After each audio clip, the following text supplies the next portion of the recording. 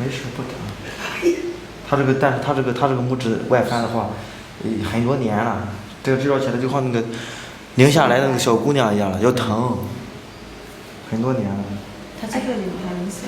我说他那个五块指骨病起来，你摸出来没有？啊，有。师傅，你摸出来没有？我没试摸，我没摸出来。我这就要治疗了，你赶紧摸治疗完，你再试试前后对比。师傅，那个大包能治回去吗？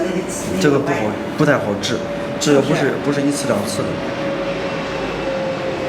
其实不用摸，你看这5个指头都撸在一起了。对。要是这个视频了，买鞋可好办。你来，你怎么摸？再立，你拿着手看我怎么摸算了，你看我怎么摸。看到了？就记住这一点啊！明天考你啊！今天所有学的东西不学也不要紧，明天考你。这个摸法手法和治疗是一个手法。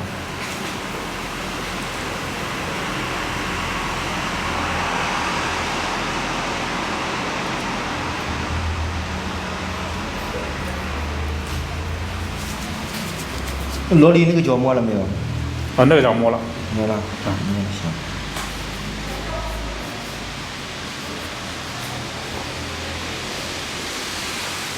那个脚我我把外衣摸成内衣了。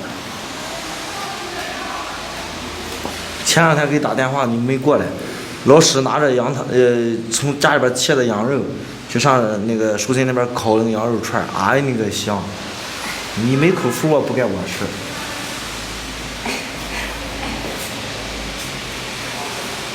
你看到没有？不服了。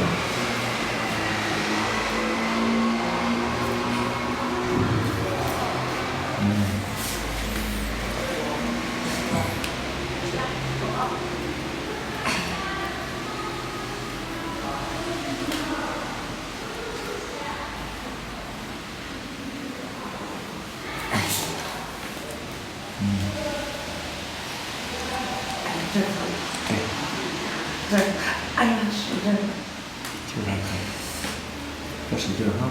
多使劲。